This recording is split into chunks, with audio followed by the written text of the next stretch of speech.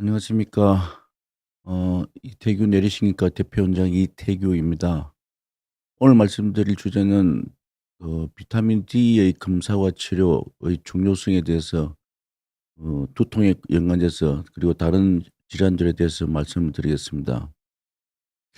제가 찾아보니까 비타민 D를 비온 지에서 한 지가 꽤 몇 년 되더라고요. 그래서 다시 한번 업데이트하고 좀 총체적으로 리뷰할 필요가 있었다고 생각이 들고, 특히 이제 신경과적인 질환하고 연관이 많아서 오늘 주제로 택하게 됐습니다.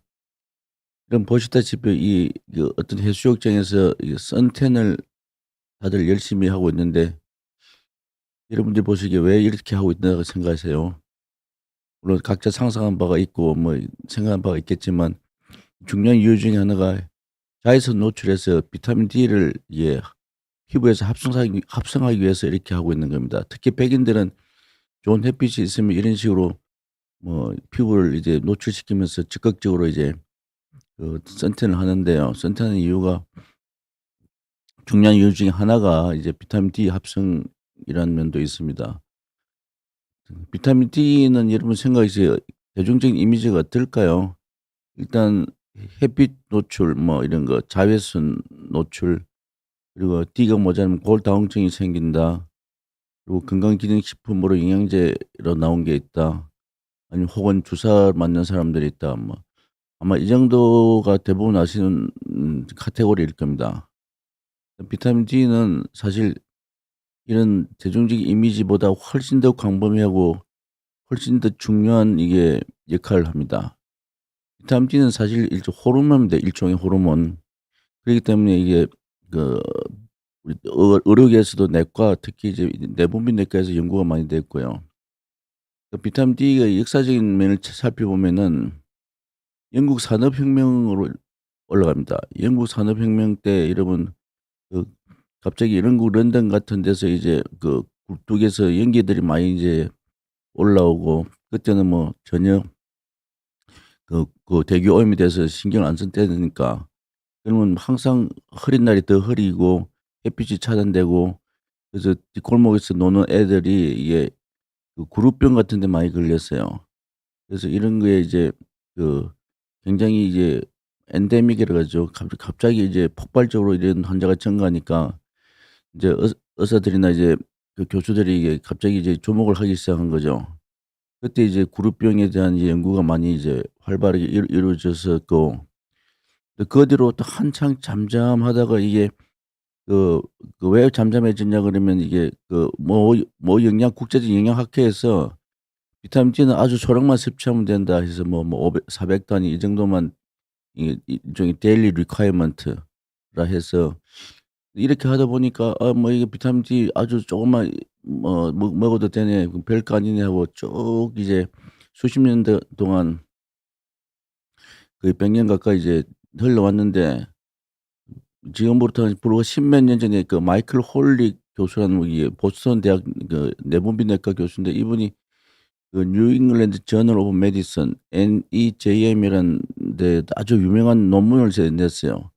이 사람은 이제 평생을 거의 뭐 비타민 D 연구에 바친 사람인데, 이 논문이 굉장히 획기적인 그 전환점을 발행하게 됩니다. 이분이 이제 NEJM 논문에서 비타민 D의 결핍이 굉장히 광범위하고, 그리고 비타민 D가 우리 인체 건강에 굉장히 중요하다는 걸 이제 학술적으로 이제 그 설파를 했는데, 이후에 또 이 논문이 워낙 이제 의료계에 이제 충격을 주니까 그 이후에 이제 수천 개의 논문들이 이제 다 이제 발간이 됐어요. 그래서 근데 비타민 D가 여러분 보면은 이게 한마디로 이제 뭐 인종차별하고 무슨 상관이 있냐 생각하지만, 결국은 이게 피부 색깔을 결정적으로 이제 이게 가르는 게 비타민 D거든요. 적도 근처에서 자외선을 엄청 많이 쐬는 흑인들은 비타민 D가 너무 이제 피부에 투입하지 않도록 멜라닌 색소가 이제 많이 침착이 되는 게 유전적으로 고정이 돼 가지고 흑인들의 피부가 그런 식으로 블랙이고, 그리고 북유럽부터 출발한 이제 이 백인들은 이게 피부가 워낙 이제 하얀 게 이제 자외선을 받아들이기 위해서 멜라닌이 피하 조직에 없기 때문에 거의 하얗게 됩니다. 그래서 흑인종, 황인종, 백인종 인종을 구분하는 이게 결정적인 요소가 비타민 D입니다, 사실은요.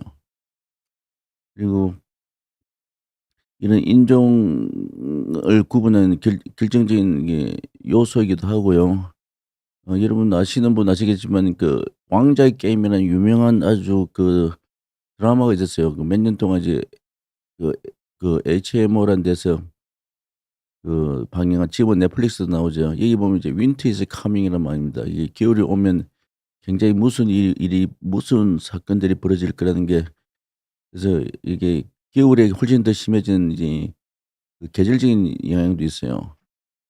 이분이 유명한 마이클 홀릭, 뭐 비타민 D에 관심 있는 분들은 누구나 다 아는 이 마이클 홀릭입니다. 이분이 이제 강의한 강연 유튜브 중에 하나에 따온 건데, 이분 덕분에 이제 비타민 D가 굉장히 이제 제대로 평가를 받고 중요성이 인지가 됐어요.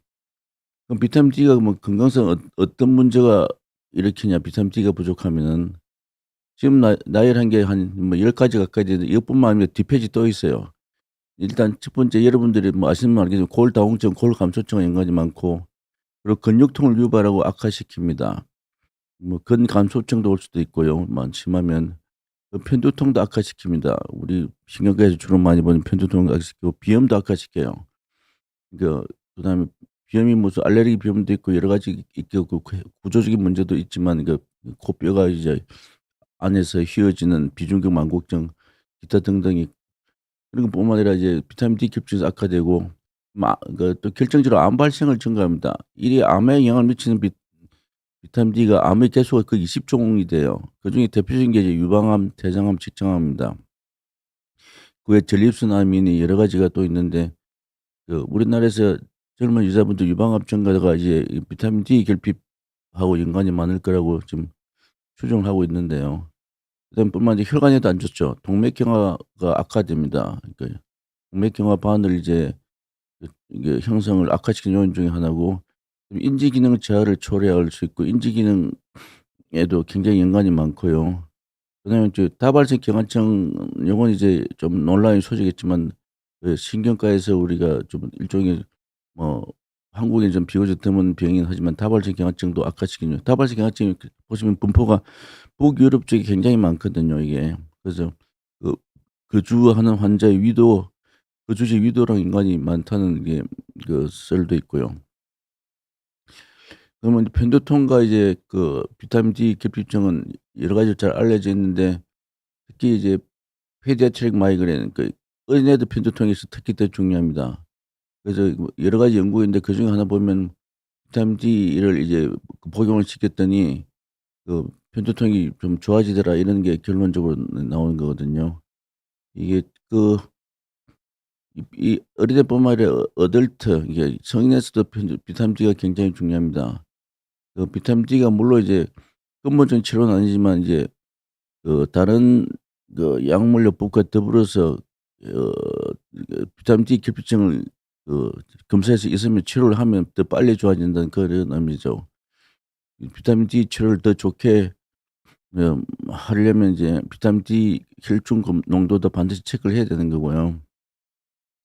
비타민 D를 추가했더니 헤데이크 어택, 그러니까 의 빈도, 편두통이 오는, 편두통 발작적으로 한 번씩 왔다가 이제 없어졌다는 건데 그 빈도를 줄이고, 그리고 한 번 생기면 편두통의 통증의 세기를 좀 줄이고, 그리고 결과적으로 이제 삶의 질을 좀 완화시킨다는 그런 논문입니다. 이건 이제 메타 애널리시스를 해 가지고 이제 메타 분석하는 거고, 여러 논문을 이제 같은 종류의 논문을 모아서 이제 분석하는 논문이고요. 골다공증도 여러분 아시는 분 아시지만 이게 굉장히 중요합니다. 골다공증을 이제 방지하기 위해서는 요새 칼슘이 많이 강조되는데, 사실 비타민 D가 칼슘을 좌지우지하거든요. 그래서 근데 칼슘을 너무 많이 복용하면 오히려 이 혈관의 동맥경화를 악화시키기 때문에 비타민 D만 충분히 있으면 칼슘까지는 굳이 섭취를 안 해야 되는 그런 양상입니다. 이건 라틴 아메리카의 가이드라인인데 라틴 아메리카는 이제 굉장히 아래 위로 이게 긴 대륙이죠. 그래서 뭐 남쪽 끝에 있는 부분하고 이제 멕시코하고는 이제 하늘과 땅 차이인데 그래서 리지널 지오그래피에 따라서 이제 고려해서 이제 비타민 D를 어 18세 이상은 이제 우리가 매번 관리를 해야 된다. 그런 식으로 나와 있습니다. 비타민 D가는 사실 태어날 때부터 죽을 때까지 이제 건강에 상당히 많은 영향을 미치기도 하는 게 이제 비타민 D입니다. 인지 기능도 중요한데요. 뭐 인지 기능은 이제 워낙 이제 사실 인지 기능을 우리가 논할 때는 이 굉장히 복잡하고 여러 가지가 팩터가 간영이 돼요. 여직에 보면 14 가지 이제 potentially modifiable risk factor, 그러니까 인지 기능 악화를 방지할 수 있는, 그리고 치료가 어느 정도 가능한 팩터 중에 하나가 14 가지 중에 하나가 이제 비타민 D인데, 물론 13 가지 다 좋더라도 비타민 D가 엄청 낮으면 이게 인지 기능 악화를 막을 수가 없는 거죠, 말하자면. 근데 비타민 D도 인지 기능 악화를 방지하는 데, 특히 다시 말해서 치매 예방 차원에서도 굉장히 중요한 그 물질입니다. 다발성 경화증도 아까 말한 대로 이제 다발성 환자들이 북유럽이나 이제 위도가 저 꼭대기, 그러니까 남극 북극 근처, 요새 뭐 그린랜드가 이게 핫 이슈로 떠오르는데 트럼프 때문에, 그런 지역인데 이런 때는 이제 다발성 경화증 환자가 상당히 더 많죠. 특히 적도병원 근처에는 다발성 경화증은 별로 없어요. 그래서 위도에 따른 거주지의 위도에 따른 적도에서 물수록 더 이제 빈발하는 양상이고, 그래서 비타민 D를 물론 뭐 논문에 따라 약간 다르긴 하지만 투여했더니 이게 다발성 경화증 재발을 방지하는 효과가 있더라, 그런 논문들도 있고 그래요. 비타민 D는 그래서 다른 문제들도 또 보면은 뇌경색의 에도 굉장히 중요하고, 비타민 D 결핍증이 심하면 뇌경색을 좀 더 심하게 코스가 나쁘게 그러니까 외우가 나쁜 경우가 많아요. 그래서 정맥 혈전도 이제 비타민 D가 리스크 팩터, 그러니까 위험 요소 중에 하나입니다. 특히 다리 쪽에 정맥 혈전이 생기면 이게 톡 떨어져서 이제 정맥을 타고 폐혈전을 생기거든요. 폐혈관을 막아버리면 이게 굉장히 좀 잘못하면 치명적인 결과를 일으킬 수 있습니다. 그래서 정맥 혈전 형성에도 이게 중요한 리스크고, 당뇨 전 단계에서 이제 당뇨로 넘어갈 때 비타민 D 부족이 있는 사람은 더 빨리 넘어간다고 그래요. 그래서 당뇨 전 단계에서 우리가 비타민 D를 컨트롤하면은 당뇨로 넘어가지 않고 이제 그 방지할 수 있다는 거죠. 미주신경 실신에도 연관이 됐다는 논문이 있어요. 실신이 이제 비타민 D가 자율신경 균형에도 관여가 되고요. 그래서 미주신경을 비타민 D가 부족할수록 더 이제 재발을 더 잘하겠죠. 임신 중독 전 단계 및 이제 조기 분만, 미수가 이게 분만 우려가 더 높아져요. 그건 산부인과적으로도 굉장히 중요하고, 그리고 신경과에서 말하는 루게릭병이 있어요. 루게릭병도 이제 비타민 D가 모자라면은 그 더 빨리 진행이 된다. 루게릭병 이제 아시다시피 대부분이 경과가 굉장히 안 좋아요. 뭐 요즘은 좋은 약이 나와서 릴루졸의 약이 나와서 좀 덜하긴 하면, 그래도 루게릭병은 발병한 지 몇 년 이내로 인공호흡기를 안 달면 이제 사망하는, 그래서 결정적으로 인공호흡기를 다냐 마냐 가지고 엄청난 이제 뭐 이슈가 되는 건데, 어쨌든 이런 병도 비타민 D 부족일 때 더 빨리 나빠지는 걸로 돼 있고, 그리고 고관절, 골절, 다시 말해서 이게 넘어지는 노인에서 낙상의 위험하고 연관이 많습니다, 비타민 D 결핍증은. 그래서 고관절 골절 때문에 여러분 굉장히 골치 아프죠, 이게요. 수술해야 되고, 수술하고 또 몇 달 동안 누워 있습니다. 누워 있는 동안 오히려 비타민 D가 더욱더 결핍이 되고, 누워 있는 동안 폐렴이나 뭐 욕창 같은 게 생겨서 사망하는 경우가 꽤 많죠. 고관절 골절이 어떻게 보면 노인성 질환 중에 가장 무서운 외우가 안 좋은 병원 중에 하나예요. 그리고 비타민 D 이 결핍과 연관이 많고, 또한 피부병 중에 건선이라고 있는데, 건선의 비타민 D 결핍이 상당히 중요한 영향을 미칩니다. 근성이 심한 사람들은 치료가 잘 안 되면 굉장히 이제 어떻게 보면 삶의 질이 안 좋고 우울하고 뭐 한데, 그래서 근선도 비타민 D가 멀쩡한 사람은 아예 근선이 발병 생겨도 좀 덜 심하게 생기겠죠. 그런 게 있고, 이렇게 다양한 뭐 혈관, 뭐 당뇨, 뭐 산부인과적인 그리고 정형외과적인 문제, 피부과적인 문제 온갖 과에 다 걸쳐서 문제가 생겨요. 거기 보면 미수가 이 문제는 이제 소화과 문제가 되고, 뭐 미주신경 실신은 이제 뭐 신경과도 오겠지만 이제 이비인후과도 찾아갈 수도 있고, 어쨌든 이런 여러 가지 많은 그 다양한 이게 온갖 건강상 나쁜 리스크를 가 됩니다. 뇌졸중 위험의 논문 중에 하나인데요. 뇌졸중이 오면 이제 그 뇌졸중 위험 자체를 높이고요 일단. 그리고 비타민 D가 많이 모자라면 뇌졸중의 경과가 좀 안 좋게 되어 있습니다. 그래서 뇌졸중 이제 걸린 사람들, 그리고 걸리기 전 단계에서 이제 미리미리 대책을 세워서 비타민 D를 이제 검사를 해서 뭐 적절히 치료를 하는 게 낫겠죠. 그다음에 그래서 뇌졸중 아시다시피 한 번 생기면 잘못하면 굉장히 이렇게 아주 비참하고 이렇게 심각한 문제를 일으키죠. 뭐 한쪽 팔다리 마비돼서 걷지도 못하고 뭐 휠체어 타고 다니고 뭐 온갖 본인도 괴롭고 온갖 부차적인 문제, 여러분들이 소위 말하는 반신불수로 대표적인 증상들이죠.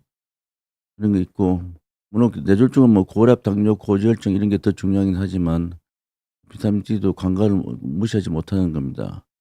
루게릭병의 도 마찬가지로 루게릭병이 걸리면은, 여러분 뭐 아시는 분은 알겠지만 이게 신경세포가 서서히 죽어나는 게 운동신경원 세포라는 건데, 쉽게 말하면 팔다리의 모든 이제 근육에 힘이 빠지고, 힘이 빠지니까 지금 근육이 수축이 되고, 뭐 이제 팔다리 힘 빠지니까 나중에 이제 호흡 근육까지 이제 마비가 와서 이제 인공 벤틸레이터라는 걸 달아야 되는 거죠. 인공호흡기.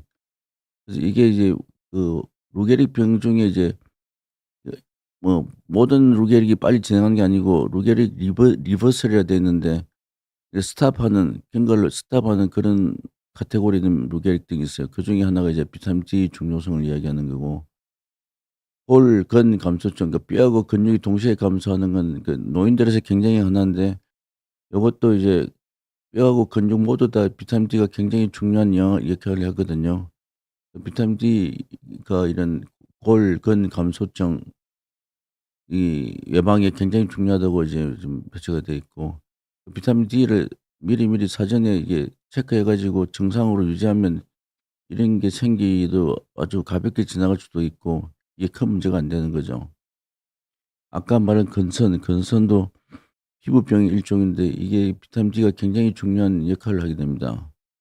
비타민 D 뭐 이게 완치의 개념은 아니겠지만, 심한 환자가 비타민 D 결핍증이 심하면 치료를 하면 근선도 어느 정도 좋아지는 거고, 그래서 피부과에서도 중요한 근선이 비타민 D하고 굉장히 연관이 많다는 거고요.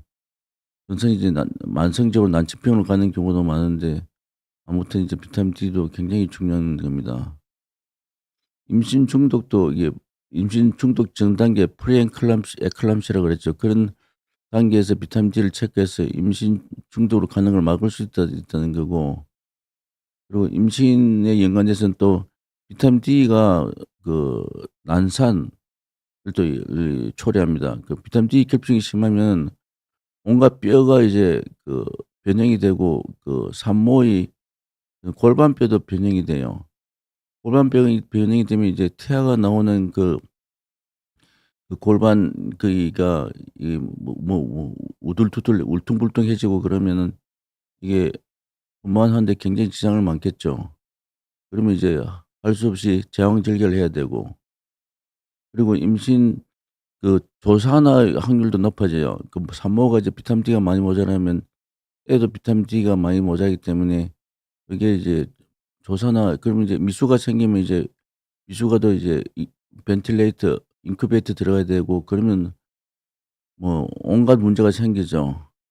뭐 의료비도 엄청나게 이제 들고 여러 가지 문제가 생깁니다. 상당히 애도 뭐 인큐베이터에서 몇 달 있어야 될 수도 있고 그런 거 원인 중에 하나가 비타민 D 결핍증이 심한 거라는 거죠. 그래서 임신 중독에도 영향을 미치고요. 그럼 비타민 D 부족이 왜 문제가 되냐면 이게 매우 흔합니다. 특히 우리나라에서는요. 왜 이게 비타민 D가 자외선을 노출을 다 양과 질의 문제거든요. 근데 유감스럽게 우리나라가 북위 35도 이상이 있기 때문에 북위 35 도가 일종의 비타민 D 부족의 커트라인입니다. 북위 35 도면 우리나라에서 어디냐 그러면 정확히 말하면 전라남도 남부 지방이 북위 저 신안군 뭐 무안 이쪽, 광양 이쪽이 이제 그 35 도예요. 경상남도조차 35도 이상입니다. 물론 제주도가 더 좋겠죠. 서귀포가 자기 가장 유리한 지역이죠, 비타민 D라는 측면에서는. 근데 이런 이 자외선 자체가 북위 35도 이하에서는 불량식품입니다 말이에요. 그래서 거기다가 이제 두 번째로는 또 햇빛 노출 그나마 불량한 자외선조차 노출을 덜 해요. 실내 생활을 워낙 많이 하는 게 이제 현대인들의 습관이고 아파트에서 안 나오고 하루 종일 있는 사람들도 많고 뭐 사무직 특히 그런 사람들 낮에 밖에서 활동을 거의 안 하는 그런 직장들이 대부분이기 때문에 그게 또 문제고 특히 우리나라 겨울에 대기오염 굉장히 심할 때가 많죠. 그러면 이제 안 그래도 겨울이 자외선이 안 좋은데 대기오염까지 겨울에 겹치니까 더더욱 안 좋아집니다. 그래서 비타민 D에 부족할 수밖에 없어요. 그래서 뭐 검사를 해 보면 99.999%가 이 비타민 D가 부족으로 나와요. 겨울뿐만 아니라 여름에도 마찬가지입니다. 여름엔 좀 덜 나쁘긴 하죠. 근데 겨울철에 지금 한창 좀 안 좋을 때예요, 이 환자분들 검사하면 100%다 이제 부족으로 나와요, 사실. 심지어 이제 골다공증 보조제는 비타민 D를 먹고 있는 사람들도 그래요. 근데 골다공증 약 중에 이제 칼슘, 비타민 D 복합제가 많은데 여기 있던 비타민 D는 상당히 양이 작아요, 왜 그런지 몰라도.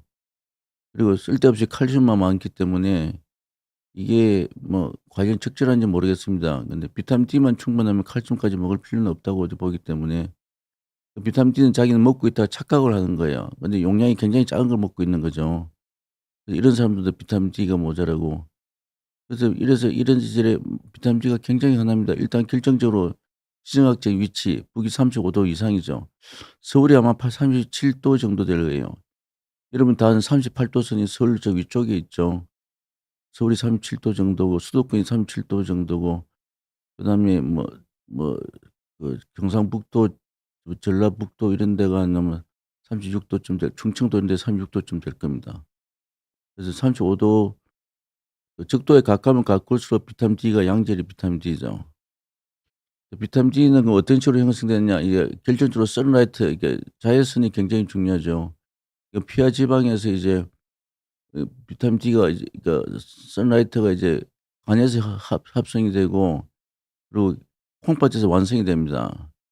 콩팥이 완성이 돼서 이게 몸으로 다 이제 흘러나가는데 오른쪽 보면 이제 음식에서 약간 들어갈 수도 있는 했어요. 근데 음식으로는 어차피 버섯 빼고는 별로 거의 들어 있지 않습니다.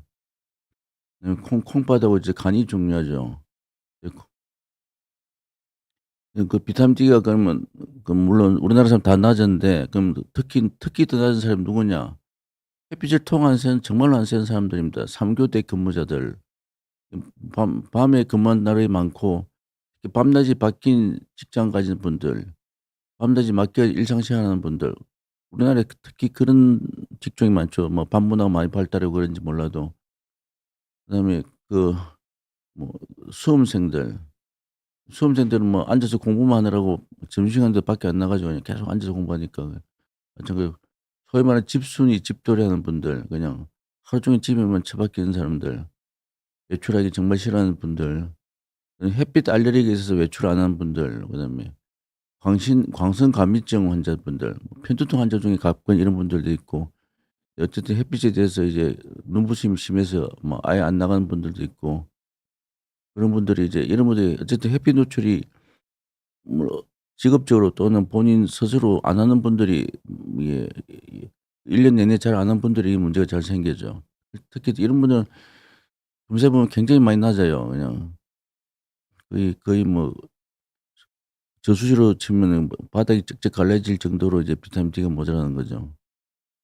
구루병은 이제 아시고 리켓처럼 병인데 비타민 D 부족의 그 극단적인 결과로 어린애들에 생기는 겁니다. 아까 말한 산업혁명기에 이제 영국의 런던 뒷골목에서 어린애들이나 태아들에 생기는 문제고 뭐 꼽추도 생길 수 있고 뭐 이런 것들 태아 성장 발육이 있고 뭐 키도 작고 이런 거죠. 다 뼈가 이제 휘어져서 뭐 변형돼서 생기고 이런 것들이 요즘은 거의 찾아볼 수가 없죠. 요즘 어떤 식으로든 비타민 D를 쪼금씩은 더 그래도 섭취할 수 있으니까 옛날에 영양도 부족했고 햇빛도 불량일 때는 그런 경우가 종종 있었어요. 그럼 비타민 D가 얼마나 부족한지 그러면 어떻게 하냐? 검사를 하는 수밖에 없죠. 검사는 오히려 간단히 피 검사를 하면 됩니다. 그럼 콩보갈 필요도 없어요. 그냥 와서 뽑으면 되는 겁니다. 그럼 검사해 가지고 기준치라는 게 있겠죠. 그러니까 그 비타민 D 검사해 보면 인제 그 결과표 받아 보면 이제 되게 기준치가 나와 있습니다. 기준 30 나노그램 per 밀리리터 이상입니다. 비타민 D가 수치를 나타내는 게 나노그램 말고 난 몰로 나눈 게 있는데 어쨌든 나노그램 이게 가장 흔히 쓰이는 겁니다. NG로 표시되죠. NG 30 NG 나노그램이고 이상적으로는 50 나노그램 전후가 제일 이상적이에요. 근데 이상적인 게 사실 딱 국제적으로 정해진 게 없어요. 그냥 30 에서 100 사이에서 왔다 갔다 하는데 이제 뭘 타겟으로 하냐에 따라서 개개인마다 다르고는 거죠.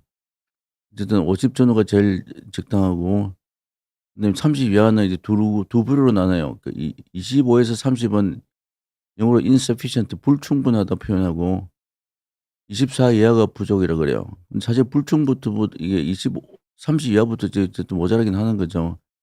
밑으로 갈수록 부족한 정도도 이제 사람마다 워낙 차이가 많아요. 10 이하도 종종 있으면 10 나노그램 이상이면 그냥 매우 심한 부족 상태죠. 이런 상태에 있는 사람들도 종종 있고 그래서 우리나라 사람은 커트라인 30 나노그램 이상 되는 사람이 거의 없어요. 심지어 제주도 사는 사람들도 실내에서 생활하면 30 안 됩니다. 그 북극 35도 이하라도.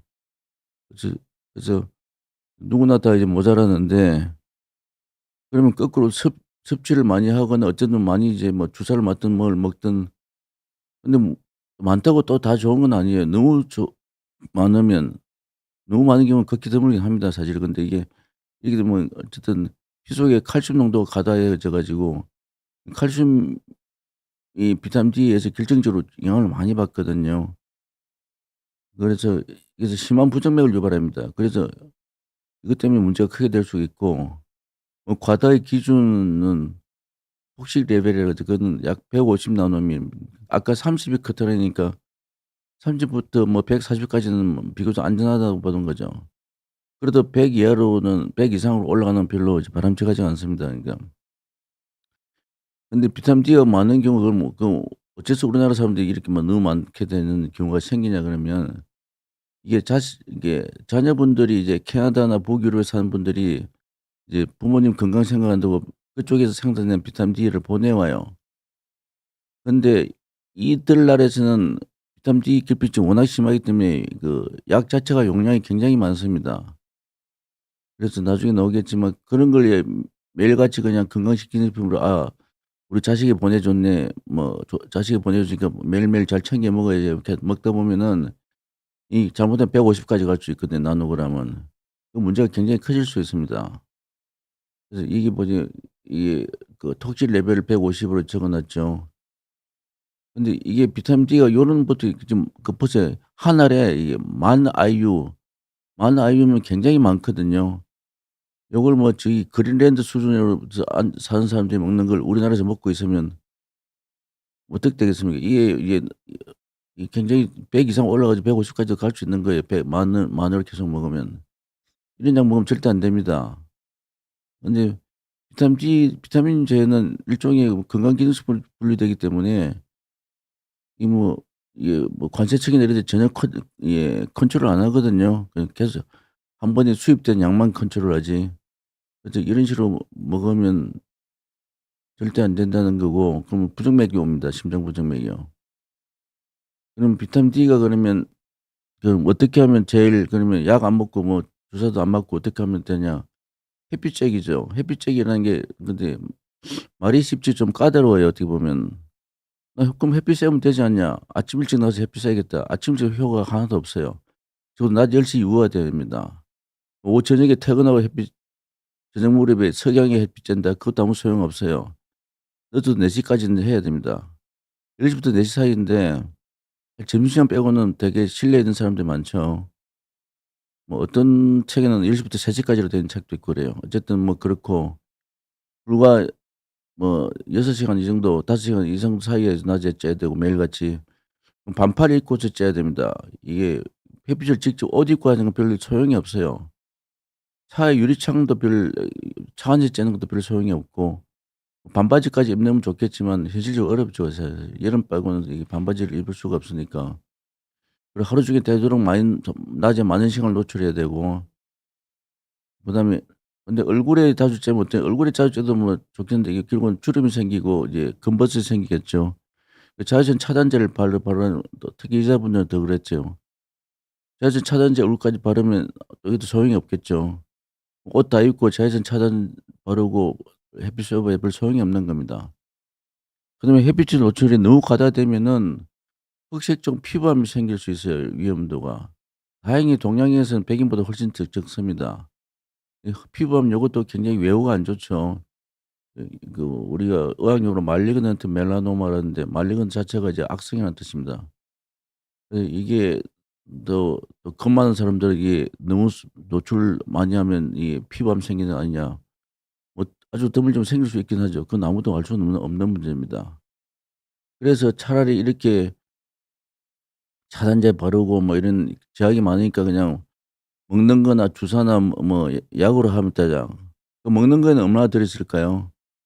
먹는 거에는 뭐 여러 가지 뭐 또 보면 유튜브도 있고 그러지만 사실 버섯 빼고는 별로 안 들어가 있어요. 버섯만 유일하게 이게 이 버섯이 수만 년 동안 이제 진화하면서 비타민 D를 자체 생성할 수 있도록 이게 한 일종의 생물인데 버섯을 그렇다고 매일같이 뭐 많이 먹을 수는 또 없잖아요. 그다음에 비타민 D 강화 우유는 우리나라는 별로 없는데 저기 뭐 북유럽이나 이런 데 가면 종종 있거든요. 비타민 D가 워낙에 많이 모자란 나라이기 때문에 이런 거 빼고는 뭐 유튜브 보면 이런 것도 뭐 보니까 굉장히 많죠. 뭐 연어 무슨 튜나 이제 참치 뭐 코드 청어 계란 노른자 온갖 것 다 있는데 오른쪽 두 번째 머시룸 이거 빼고는 버섯 빼고는 별로 거의 아주 극미량 들어 있어요. 근데 이 비타민 D를 먹는 걸로 채우려면 이 많은 걸 다 먹어야 되냐 절대 그러진 않죠. 그냥 버섯 빼고는 막 별 볼 일 없구나 생각하시면 됩니다. 그다음에 결론적으로 이제 말씀드리면 좀 너무 광범위한 주제를 너무 빨리 내가 뭐 이야기한 것 같은데 한반도 거주자는 30 전라남도 남쪽 빼고는 무안, 신안 이런 데 빼고는 거의 대부분 결핍 또는 무안, 신안 이런 데 사는 분들도 집 실내에서 뭐 비타민 D 결핍증 걸립니다. 제주도 사람도 마찬가지고. 거의 대부분 이제 결핍 또는 부족 상태고요. 치료가 필요하게 하고 겨울에 이런 악화되죠. 햇빛 자외선도 불량이고 대기오염들도 더 심해지니까. 지금 1 월, 2월 뭐 이때가 가장 심할 때긴 합니다. 그래서 그럼 비타민 D 결핍증 그럼 어떻게 지내면 피 검사를 통해서 할 수밖에 없죠. 피 검사는 비교적 간단합니다. 공복이나 이런 건 필요가 없어요. 그냥 식구에 와서 해도 되고 뭐 그다음에 다른 뭐 고지혈증 이런 거 뭐 빈혈 피 검사면 같이 해도 되고요. 치료는 두 가지가 있습니다. 치료는 그럼 어떻게 매일매일 비타민 D를 고영양 비타민을 장기가 매일같이 복용하는 수가 있고요. 그렇다 아까 말한 만 단위 이렇게 먹으면 절대 안 되죠. 혹은 근육주사는 이제 병원에서 굉장히 많이 하는데 이 3-4 개월 주기로 해야 되고 이게 체중이나 뭐 계절 이런 게 다 용량을 조절해야 됩니다. 체중이 80 몇 킬로 90 킬로 사람하고 45 킬로 사람 같은 주사 놓을 수는 없는 거죠. 그죠? 그다음에 여름하고 겨울을 같이 할 수는 없고 그래 한 번 주사 놓을 때 양에 따라 한꺼번에 너무 많이 맞는 건 별로 안 좋기 때문에 3-4 개월 주기로 넣습니다. 물론 엄청 많이 많이 넣으면 6 개월 주기로 할 수 있지만 그러면 이제 콩팥에 부담을 줄 수 있기 때문에 보통 3-4 개월 주기로 맞는 걸 이제 권장을 하고요. 그다음에 이 두 가지 중에 한 가지 근데 치료 약도 복용하고 주사 만족하면 어떠냐. 그래도 되긴 되는데 저는 개인적으로는 이게 권하지는 않습니다. 왜냐하면 잘못하면 오버가 될 수 있기 때문에요.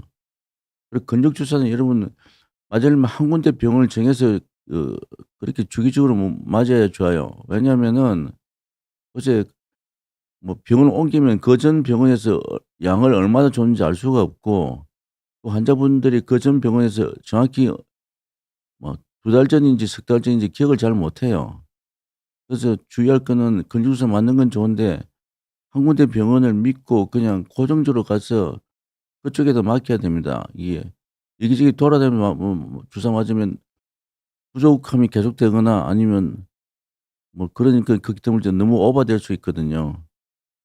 근데 이게 그래서 이런 병원에서 주사를 맞는 방법도 있고 매일 장기간 비타민 D를 먹는 방법도 있고 이도저도 싫으면 제주도로 이사 가 가지고 매일같이 반팔 입고 돌아다녀야죠. 현실적으로 불가능한 문제고 그래서 굉장히 이 비타민 D 결핍증은 흔하고 어린애부터 나이 든서까지 다 이제 건강에 관여가 되고 어 굉장히 광범위한 질병들을 악화시키는 요인으로 작용하기 때문에 비타민 D는 특히 두통도 아까 말한 편두통을 악화시키는 중요한 요인입니다. 그래서 저는 이제 편두통 환자분들한테 이제 비타민 D를 이제 1 년에 한 번이라도 체크를 하고 주사를 이제 놓아 드리거나 아니면 매일 약 복용을 권하거나 이렇게 하고 있고요. 아까 말한 다른 신경과 루게릭 병이니 그런 병 우리 병은 잘 보진 않지만 다발성 경화증이니 그런 병들 그다음에 뇌졸중 위험 요소도 되기 때문에 혈관 많이 나쁜 분들도 이제 비타민 D 관리를 주사를 맞아서 관리를 해야 돼요. 혈관 한번 나빠지면 돌이키기가 힘들거든요. 비타민 딴 건 다 고혈압, 당뇨, 고지혈증 다 치료가 되는데 비타민 D만 결핍증이 심한 데서 혈관이 나빠지면 그거는 나중에 돌이킬 수가 없습니다. 그렇게 되면. 비타민 D는 우리나라 지금 한반도에 거주하는 사람은 누구나 다 이게 관심을 가지고 병원에 가서 간단한 검사를 통해서 진단을 받고 이에 따른 적정한 용량의 약을 먹거나 적정한 용량의 주사를 근육 주사이기 때문에 가장 심플해요. 링게르가 아니거든요. 맞아서 이게 관리를 해야 돼 이제 본인 건강에 여러 가지 위험을 방지할 수가 있습니다. 오늘 시간이 거의 다 됐기 때문에 오늘 이 정도까지 하고 질문을 좀 받을까요? 그럼요. 오늘 뒤에 8 시부터 또 뭐가 있기 때문에 좀 자 어 첫 번째 홍수희 님. 네. 한국인들 대부분 비타민 D가 맞습니다. 거의 대부분 부족해요. 큰 병 없이 살았는데 그게 큰 병에 걸리는 건 나중에 걸리죠 이게. 왜냐하면 본인이 이제 원래서 비타민 D가 네 골다공증이 생긴 거다 검사 안 하면 모르는 거죠. 나중에 그게 진행돼서 뼈가 부러져야 결국 이제 나타나는 거고요. 혈관도 마찬가지죠. 혈관이 많이 좁아지는데 멀쩡하죠 겉으로는. 나중에 뇌경색 이런 게 생기면 그때 가서야 큰 병이 생기는 거죠. 그럼 큰 병이 생기기까지 비타민 D가 부족한데도 시간이 많이 걸리는 거죠. 근데 큰 병은 한번 생기면 돌이킬 수 없는 결과를 치명적인 결과를 일으키는 경우가 많기 때문에 예방적 차원에서도 굉장히 중요합니다. 영양제를 복용해도 되긴 됩니다. 이게 매일매일 고용량 비타민 D를 복용해야 되고요. 적정 복용량은 이게 이제 사람마다 다르고 다른데요. 계절마다 다르고 보통 이제 2,000 내지 3,000 우리나라에서 인터내셔널 유니트 IU로 돼서요. 그렇게 돼 있고 과다 복용한 부작용 근데 과다 복용하는 경우는 그거는 걱정 안 하셔도 됩니다. 아까 말한 저기 북유럽 이런 데서 캐나다 알래스카 이런 데서 어 복용하는 그 용량을 그대로 이제 해외 직구로 또는 이제 자식들이 보내줘서 그런 경우는 부작용이 있죠. 그러지 않고는 뭐 부작용은 없습니다. 일종의 이건 비타민이 일종의 호르몬 약이에요. 호르몬도 물론 많은 부작용이 있지만 이는 굉장히 세이프티 마진이 넓은, 그러니까 아까 150 나노그램을 초과하기는 굉장히 힘들어요. 그런 게 극히 드뭅니다. 남성형 탈모, 그제 탈모에 관한 논문을 저는 못 봤는데요. 피부과적으로는 근선 말고는 크게 관여하는 게 관련되는 게 없는 질환이 없는 걸로 알고 있습니다. 탈모도 일종의 피부과적인 질환이니까. 비타민 1, 2, 3 다 다른데 비타민 D3라고 생각하시면 돼요, 지금요. 비타민 D3를 우리가 말하는 비타민 D는 비타민 3를 이야기하는 겁니다. 질문이 많네요. 2000 IU 이상 누가 그러던가요? 2000 IU 이상 수준 안 돼. 그거는 이게 잘못 알고 계시는데요. 5000 IU 정도는 예를 들어 몸무게가 예를 들어서 뭐 거의 100 킬로 가까이 가는 사람들, 그리고 하루 종일 뭐 갇혀서 살 수밖에 없는, 밤낮이 바뀌는 그런 특수한 경우는 5000도 IU인데, 글쎄요. 우리나라에서는 2000 내지 3000 정도 일반적이고 5000을 먹어야 되는 경우는 그런 예외적인 경우, 체중이 엄청 많은 사람들, 아까 말한 햇빛을 통 못 쐬는 사람들, 야간 근무자들, 그런 사람들은 이 정도 섭취해야 되고, 아니면 주사를 맞아도 됩니다. 주사. 이게 매일매일 먹기 힘들면 주사 맞는 게 가장 좋은 방법일 수도 있고요. 네, 요거는 일단 병원 가서 진료를 받고 이게 피 검사에서 어느 정도 모자란지를 먼저 알아야 되는 겁니다.